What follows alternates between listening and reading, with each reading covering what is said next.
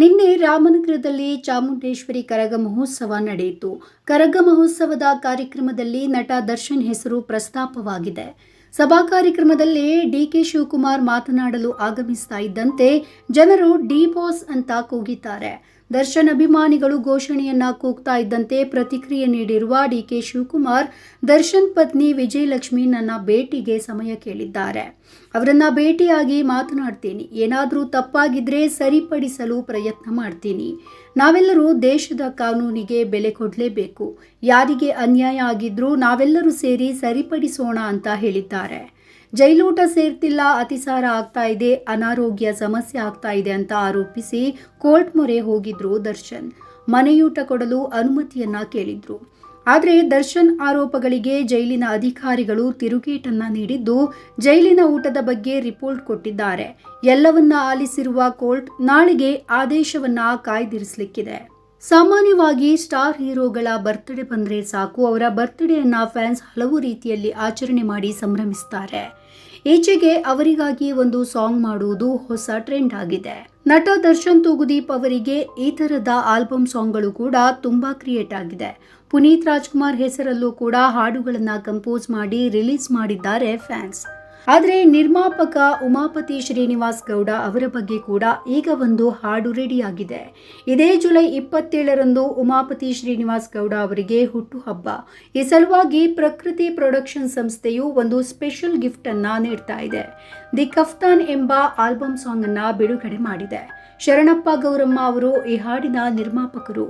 Kick ಬಾಕ್ಸಿಂಗ್ನಲ್ಲಿ ಅಂತಾರಾಷ್ಟ್ರೀಯ ಮಟ್ಟದಲ್ಲಿ ಗುರುತಿಸಿಕೊಂಡಿರುವ ಶರಣಪ್ಪ ಗೌರಮ್ಮ ಯಾವ ಮೋಹನ ಮುರಳಿ ಕರೆಯಿತು ಚಿತ್ರದ ಮೂಲಕ ನಿರ್ಮಾಪಕರಾಗಿ ಕನ್ನಡ ಚಿತ್ರರಂಗಕ್ಕೆ ಪ್ರವೇಶ ಮಾಡಿದ್ದಾರೆ. ಈಗ ಉಮಾಪತಿಯವರಿಗೆ ಈ ಸಾಂಗ್ ಕೂಡ ಮಾಡಿದ್ದಾರೆ. ಉಮಾಪತಿ ಶ್ರೀನಿವಾಸ್ ಗೌಡ ಅವರ ಮೇಲೆ ನನಗೆ ಅಪಾರ ಪ್ರೀತಿ ಗೌರವ. ನಮ್ಮ ಎಲ್ಲ ಕೆಲಸಗಳಿಗೂ ಕೂಡ ಅವರ ಪ್ರೋತ್ಸಾಹ ಇದ್ದೇ ಇರುತ್ತೆ. ಹೀಗಾಗಿ ಈ ಹಾಡನ್ನ ಬಿಡುಗಡೆ ಮಾಡುವ ಮೂಲಕ ಅವರಿಗೆ ಹುಟ್ಟುಹಬ್ಬದ ಶುಭಾಶಯಗಳನ್ನ ಮುಂಚಿತವಾಗಿಯೇ ತಿಳಿಸ್ತಾ ಇದ್ದೇನೆ ಎಂದು ನಿರ್ಮಾಪಕ ಶರಣಪ್ಪ ಗೌರಮ್ಮ ತಿಳಿಸಿದ್ದಾರೆ. ಇತ್ತೀಚೆಗೆ ಆತ್ಮಹತ್ಯೆಗೆ ಶರಣಾಗಿದ್ದ ಕನ್ನಡದ ಟಿವಿ ಧಾರಾವಾಹಿ ನಿರ್ದೇಶಕ ವಿನೋದ್ ದೊಂಡಾಳೆ ತಮ್ಮ ಚೊಚ್ಚಲ ಅಶೋಕ್ ಪ್ಲೇಡ್ ಸಿನಿಮಾಕ್ಕಾಗಿ 3 ಕೋಟಿ ರೂಪಾಯಿ ಸಾಲ ಮಾಡಿಕೊಂಡಿದ್ರು ಎನ್ನಲಾಗಿದೆ. ಇದೇ ಕಾರಣಕ್ಕೆ ಮನನೊಂದು ಅವರು ಆತ್ಮಹತ್ಯೆ ಮಾಡಿಕೊಂಡಿದ್ದಾರೆ ಎಂದು ಅವರ ಪಾಲುದಾರ ಮತ್ತು ಚಿತ್ರ ನಿರ್ಮಾಪಕ ವೃದ್ಧಿ ಕ್ರಿಯೇಷನ್ಸ್ನ ವರ್ಧನ್ ಹರಿ ಹೇಳಿದ್ದಾರೆ. ಅಶೋಕ್ ಪ್ಲೇಡ್ ವಿನೋದ್ ದೊಂಡಾಳೆ ನಿರ್ದೇಶನದ ಚೊಚ್ಚಲ ಚಿತ್ರವಾಗಿದ್ದು, ಇದು 1970ರ ದಶಕದ ಸಾಮಾಜಿಕ ಚಿತ್ರವಾಗಿದ್ದು, ಟಿ.ಕೆ. ದಯಾನಂದ್ ಚಿತ್ರಕಥೆಯನ್ನ ಬರೆದಿದ್ದು, ನಿನಾಸಂ ಸತೀಶ್ ನಾಯಕರಾಗಿ ನಟಿಸ್ತಾ ಇದ್ದಾರೆ. ಇದು ದೊಂಡಳೆ ಅವರ ಕನಸಿನ ಪ್ರಾಜೆಕ್ಟ್ ಆಗಿದ್ದು, ಮೇ 2023ರಿಂದ ಶೂಟಿಂಗ್ ನಡೀತಾ ಇತ್ತು. ಶೂಟಿಂಗ್ ದಿನಗಳ ಸಂಖ್ಯೆ ಯೋಜಿಸಿದ್ದಕ್ಕಿಂತ ಸುಮಾರು 2 ಪಟ್ಟು ಹೆಚ್ಚಾಗಿತ್ತು. ಮೊದಲು ನಾವು 45 ದಿನಗಳ ಕಾಲ ಯೋಜಿಸಿದ್ದೇವೆ, ಆದರೆ 87 ದಿನ ಚಿತ್ರೀಕರಣ ಮಾಡಿದ್ವಿ. ಮೂಲ ಬಜೆಟ್ ಸುಮಾರು 1.5 ಕೋಟಿ ಆಗಿತ್ತು, ಆದರೆ ಅದು ಹಲವು ಬಾರಿ ಹೆಚ್ಚಾಯಿತು. ಈಗ ಕೆಲವು ದೃಶ್ಯಗಳು, ಒಂದು ಹಾಡು ಮತ್ತು ಫೈಟ್ ಸೀಕ್ವೆನ್ಸ್ ಅನ್ನ ರೀಶೂಟ್ ಮಾಡಬೇಕಾಗಿದೆ. ಇದಕ್ಕೆಲ್ಲ ಹೆಚ್ಚಿನ ಹಣದ ಅಗತ್ಯ ಇದೆ ಎಂದು ಹರಿ ಹೇಳಿದ್ದಾರೆ. ನಟ ದರ್ಶನ್ ಅವರನ್ನ ಭೇಟಿ ಮಾಡಲು ಜೈಲಿಗೆ ಸ್ಯಾಂಡಲ್ವುಡ್ ನಟ ನಟಿಯರು ಅಭಿಮಾನಿಗಳು ಬರ್ತಾನೆ ಇದ್ದಾರೆ. ಜುಲೈ 23ರಂದು ಕನ್ನಡ ಚಿತ್ರರಂಗದ ಹಾಸ್ಯ ನಟ ಸಾಧು ಕೋಕಿಲ್ ಅವರು ನಟ ದರ್ಶನ್ ಅವರನ್ನ ಭೇಟಿ ಮಾಡಲು ಬಂದಿದ್ರು. ಆದರೆ ನಟ ದರ್ಶನ್ ಸಾಧು ಕೋಕಿಲ್ ಭೇಟಿಗೆ ನಿರಾಕರಿಸಿದ್ದಾರೆ.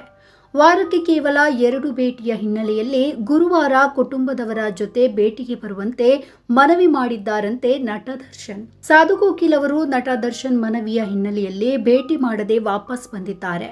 ನಾನು ಇಂದು ಭೇಟಿ ಮಾಡಿದ್ರೆ ಕುಟುಂಬದವರಿಗೆ ಅವಕಾಶ ಇರೋದಿಲ್ಲ.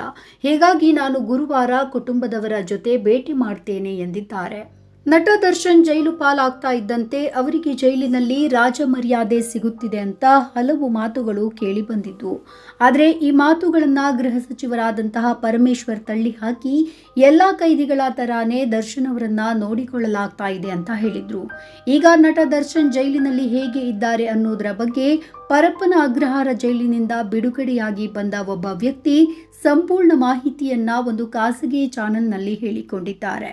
ಇನ್ನೇನು ಕೆಲವೇ ದಿನಗಳಲ್ಲಿ ತನ್ನ ಬಿಡುಗಡೆ ಇದ್ದ ಕಾರಣ ಅವರು ದರ್ಶನ್ ರನ್ನ ಭೇಟಿಯಾಗಲು ಜೈಲಿನ ಅಧಿಕಾರಿಗಳನ್ನ ಕೇಳಿಕೊಂಡಿದ್ದಾರೆ. ದರ್ಶನ್ ಕೂಡ ಅದಕ್ಕೆ ಸಮ್ಮತಿಸಿದ್ದಾರಂತೆ. ಆಗ ಆ ವ್ಯಕ್ತಿ ದರ್ಶನ್ರನ್ನ ಭೇಟಿ ಮಾಡಿದ್ರಂತೆ. ಮೊದಲಿಗೆ ದರ್ಶನ್ ಅವರ ಕೈಕುಲುಕಿ ಅಪ್ಪಿಕೊಂಡ್ರಂತೆ. ನಂತರ ಕೆಲವು ಸಮಯ ಮಾತನಾಡಿದ್ರಂತೆ. ದರ್ಶನ್ಗೆ ಜೈಲಿನಲ್ಲಿ ಏನೆಲ್ಲ ವ್ಯವಸ್ಥೆ ಇದೆ ಅಂತ ಕೇಳಿದ ಪ್ರಶ್ನೆಗೆ ಉತ್ತರಿಸಿದಂತಹ ಆ ವ್ಯಕ್ತಿ, ನಟ ದರ್ಶನ್ ಅವರಿಗೆ VIP ಅಂತ ಏನೂ ವ್ಯವಸ್ಥೆ ಮಾಡಿಲ್ಲ. ಜೈಲಿನ ನಿಯಮಗಳಂತೆ ಜಮಖಾನ, ಕಂಬಳಿ, ದಿಂಬು ಕೊಟ್ಟಿದ್ದಾರೆ ಅಷ್ಟೇ. ಟಿವಿ ಏನಿಲ್ಲ, ಅವರಿಗೆ ಯಾವುದೇ ರಾಜಾತಿಥ್ಯ ಇಲ್ಲ ಎಂದು ಹೇಳಿದ್ದಾರೆ. ದರ್ಶನ್ ಜೈಲಿನಲ್ಲಿ ಹೇಗೆ ಇರ್ತಾರೆ ಎಂಬ ಪ್ರಶ್ನೆಗೆ ಉತ್ತರಿಸಿದ ಅವರು, ರೂಮ್ನಲ್ಲಿ ಹೆಚ್ಚು ಸಮಯವನ್ನ ಕಳೀತಾರೆ. ಸ್ವಲ್ಪ ಸಮಯ ರೂಮ್ ಎದುರು ವಾಕ್ ಮಾಡ್ತಾರೆ. ಉಳಿದಂತೆ ಪುಸ್ತಕ ಓದುವ ಕಡೆ ಗಮನ ಕೊಟ್ಟಿದ್ದಾರೆ. ಜೈಲೂಟನೇ ಅವರಿಗೂ ಕೂಡ ನೀಡ್ತಾ ಇದ್ದಾರೆ ಎಂದು ತಿಳಿಸಿದ್ದಾರೆ.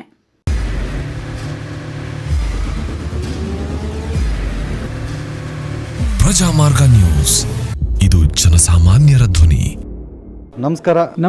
ನೀವು ನೋಡ್ತಾ ಇದ್ದೀರಾ ಪ್ರಜಾಮಾರ್ಗ ನ್ಯೂಸ್. ರಾಷ್ಟ್ರದ ರಾಜ್ಯದ ರಾಜಕೀಯದ ಬಗ್ಗೆ ಹೆಚ್ಚಿನ ಸಿನಿಮಾ ಅಪ್ಡೇಟ್ಗಳಿಗಾಗಿ ಫಸ್ಟ್ ಲೈಕ್ ಮಾಡಿ, ಸಬ್ಸ್ಕ್ರೈಬ್ ಆಗಿ, ಹಾಗೆ ಫಾಲೋ ಕೂಡ ಮಾಡಬೇಕು.